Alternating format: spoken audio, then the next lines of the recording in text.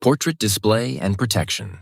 After Kim Il-sung's death in 1994, a law was passed requiring every household in North Korea to prominently display portraits of the Kim family. These portraits must be placed high on the main wall of the home, often in the living room, without any other decorations on that wall. The portraits must be kept spotless and are regularly inspected by authorities.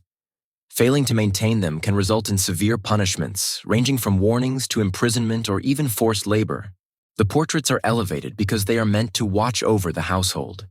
In emergencies, such as fires or floods, they must be protected above all else, even at the cost of personal belongings or lives. There have been cases where parents were praised by state media for prioritizing the rescue of these portraits over their own children. This practice bears similarities to portrait laws seen in Stalinist Russia and Maoist China, though North Korea enforces it with even greater intensity. Three-generation punishment rule, also known as the association system. This rule is not a formal law but an internal policy of the Workers' Party, established when North Korea was founded in 1948. Under this rule, punishment for certain crimes extends to the perpetrator's children, grandchildren, and even great-grandchildren. The system was designed as a deterrent, instilling fear in those who might attempt to defect. If a person tries to flee the country, they must either bring their entire family, making escape nearly impossible, or doom their descendants to life in prison or forced labor camps. Those imprisoned under this system cannot question their detention, as doing so could result in execution. Mandatory applause and official event conduct. During official events, citizens, soldiers, and politicians are required to applaud enthusiastically for extended periods, sometimes for several minutes. Falling asleep during these gatherings can lead to severe punishments, including execution. One of the most infamous examples occurred in 2016 when North Korea's Vice Premier for Education, Kim Yong-jin, was caught exhibiting poor posture and dozing off during a meeting presided over by Kim Jong-un. As a result, he was executed in July 2016, labeled as an anti-party, anti-revolutionary agitator. Enforced political loyalty. North Korea assesses each citizen's behavior through a classification system known as Songbun, which categorizes people into 3 main classes and approximately 50 subclasses. A person's Songbun status determines their access to education, employment, and even food. Political loyalty is monitored through targeted and passive tests. High-ranking officials undergo direct evaluations, while ordinary citizens are periodically scrutinized.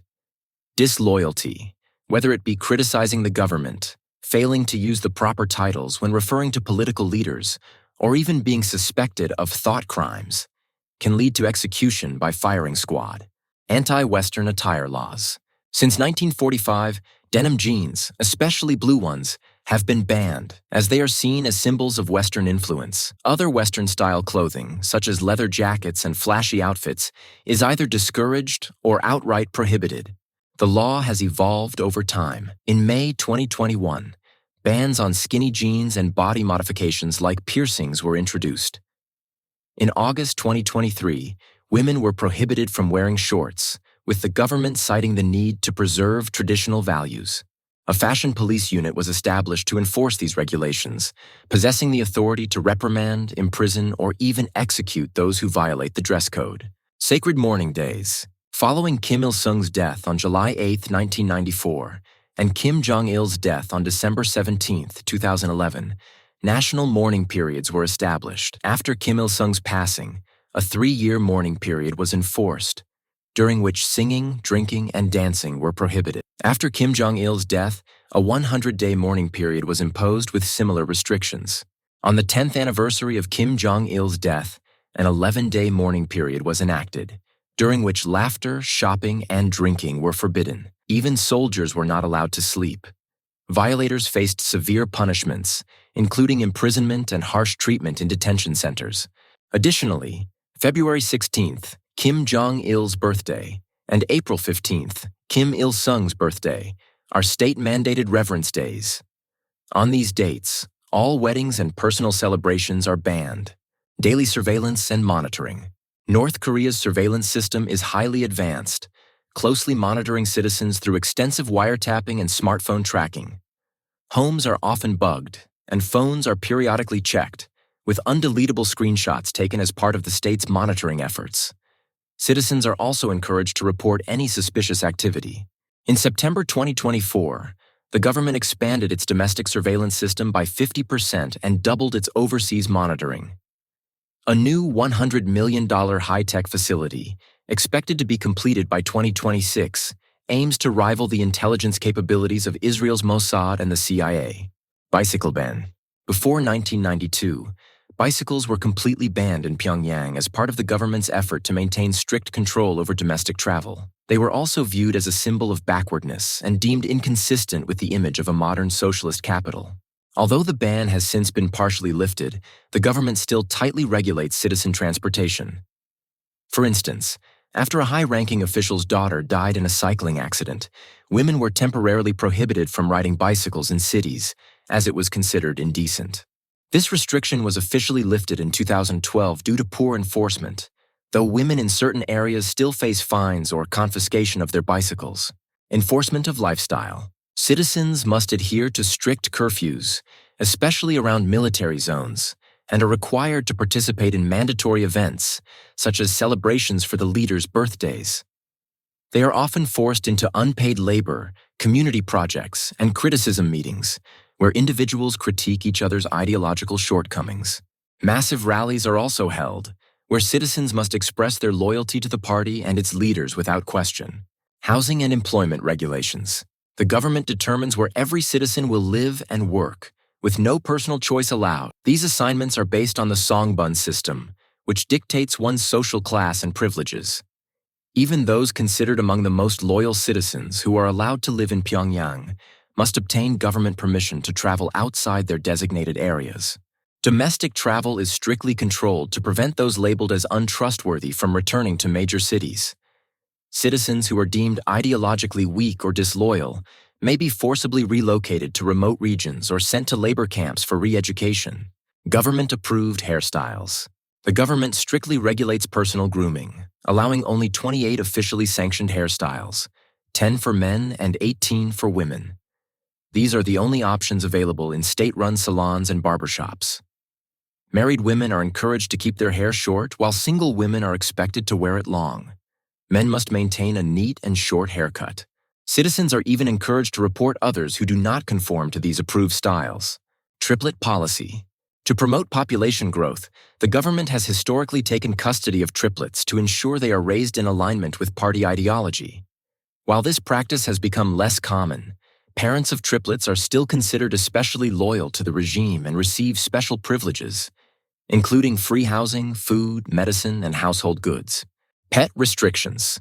Before 1998, pet ownership was considered a Western-influenced trend and was strictly prohibited. However, in the late 1990s, foreign currency-based shops in Pyongyang began selling small dog breeds, and then-leader Kim Jong-il encouraged citizens to own pets. The popularity of pet ownership grew throughout the early 2000s, but in 2020, Kim Jong-un reversed this policy, denouncing pet ownership as a bourgeois practice. Dogs were forcibly confiscated from homes, and many were reportedly euthanized or even used as a food source in restaurants due to widespread food shortages. Schooling. All education is state-controlled, with the curriculum focused primarily on glorifying the Kim family and enforcing party ideology. Students are required to report any peers or family members suspected of having wrong thoughts. Public announcement speakers are used to expose individuals accused of ideological disloyalty. Schools are severely underfunded, and students must bring their own furniture. Even at the age of 5, children participate in forced manual labor and receive military training to prepare for potential conflicts with the United States. Strict border control. North Korea's borders are among the most fortified in the world. Armed soldiers prevent unauthorized movement in and out of the country, and defectors face severe punishment, including execution or forced labor camps. The demilitarized zone between North and South Korea is reinforced with multiple layers of fences, landmines, and surveillance equipment. In recent years, North Korea has demolished roads and railways crossing the border, replacing them with deep trenches to further prevent escapes. The border with China is also heavily secured, with shoot-on-sight orders issued for anyone attempting to flee. Family name restrictions. Citizens are not allowed to share their names with any member of the ruling Kim family. These names are considered sacred and reserved for those of highest dignity. In February 2023, authorities required all citizens named Ju-ae to change their names after Kim Jong-un bestowed this name upon his daughter. Cultural control. All forms of media, including books, music, films, and art, must be approved by the state before publication. Foreign media is strictly banned, with violators facing severe punishments, including imprisonment or execution. The internet is highly restricted, with only government officials and institutions allowed full access. Signal jammers are reportedly installed along the borders to prevent external communication.